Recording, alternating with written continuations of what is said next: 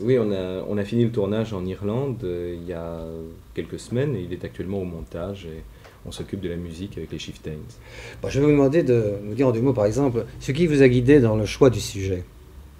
Eh bien, vous savez, j'avais un petit peu envie de changer d'air, si j'ose dire, et ayant fait un certain nombre de films qui étaient grosso modo des thrillers traitant de problèmes contemporains en France, parfois avec une certaine actualité brûlante, je voulais pas être définitivement classé dans le tiroir d'un spécialiste des films d'action contestataires.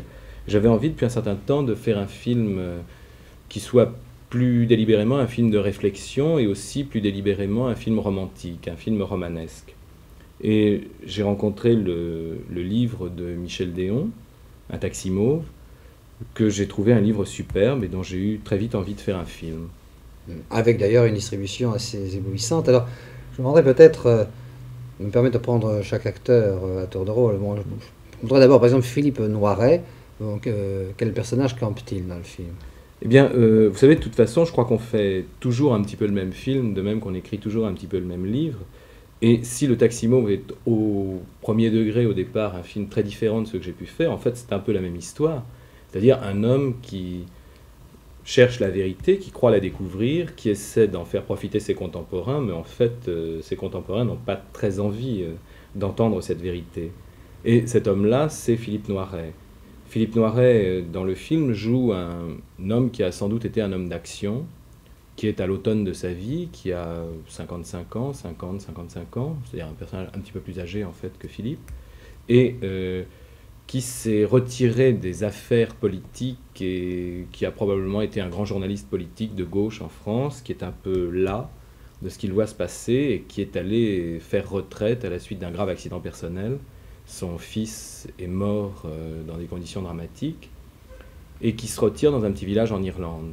Et il fait le point sur lui-même à l'automne de sa vie et il rencontre un certain nombre de personnages de ce qu'on appelle la Jet Society, vous savez ce que les Américains appellent les Beautiful People, qui lui donnent beaucoup à penser. Bon, parmi ces Beautiful People, Charlotte Rampling, c'est ça. Hmm.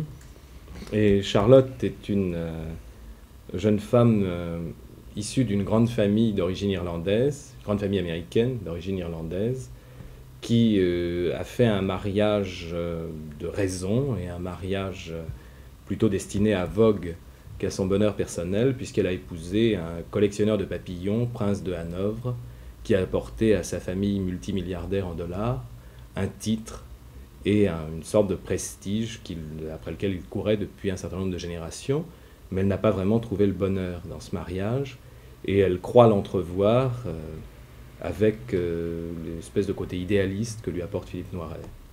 Et alors, pourquoi avez-vous été chercher Fred Astaire? D'abord, que fait-il dans le film? Alors, vous avez été le chercher par sentimentalisme ou bien parce que vous pensez que c'était vraiment lui et lui seul qui pouvait tenir le rôle?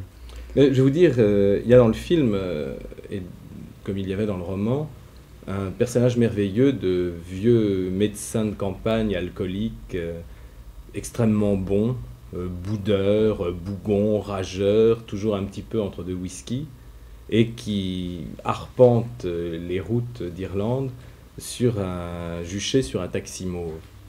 Et j'étais très embêté parce que je voyais vraiment pas qui pouvait jouer un personnage aussi mythologique et qui, sous un air narquois, recèle une telle bonté. Et l'année dernière, au Festival de Cannes, j'ai aperçu sur le trottoir, lorsqu'il allait à la présentation de Hollywood, Fred Astaire, qui pour moi, évidemment, était une légende vivante. Et je me suis dit, mais dans le fond, c'est exactement Astaire, mon personnage. Et je veux dire que bon, j'ai un peu rêvé, et puis je me suis dit, bon, après tout, on peut toujours lui proposer, qu'est-ce qui peut se passer, c'est qu'il refuse. Et j'ai pris rendez-vous avec lui, il m'a reçu très gentiment, il m'a dit que lui, il était un peu âgé, il a 78 ans, Fred, et qu'il n'avait plus tellement envie de faire du cinéma, que ça l'inquiétait un petit peu de faire un film en Europe, bon, enfin, qu'il allait lire le scénario. Et puis il a lu le scénario, d'ailleurs, dans les 8 jours, et puis il m'a retéléphoné à Paris et il m'a dit bah, c'est d'accord, je fais votre film. Je veux dire, j'étais vraiment bouleversé, parce que j'étais très, très Il a été content. heureux, vous croyez, pendant le tournage? Ah oui, il était ravi. C'est un personnage absolument féerique, enfin, comme on en rencontre rarement. Fred est un type d'une bonté d'une courtoisie, d'une élégance morale vraiment exceptionnelle. J'ai passé 14 semaines avec Fred Astaire, jamais je ne l'ai entendu se plaindre de quoi que ce soit, jamais je ne l'ai entendu dire du mal de quelqu'un. C'est un type qui est, si vous voulez, derrière une grande réserve, derrière une sorte d'humour qui peut paraître parfois un peu féroce, mais toujours contre l'absolu ou contre lui-même ou contre la vie ou contre la société, jamais contre quelqu'un en particulier. Et c'est un des types les plus bons, si ça veut dire quelque chose, que j'ai jamais rencontré. C'est-à-dire c'était mon personnage.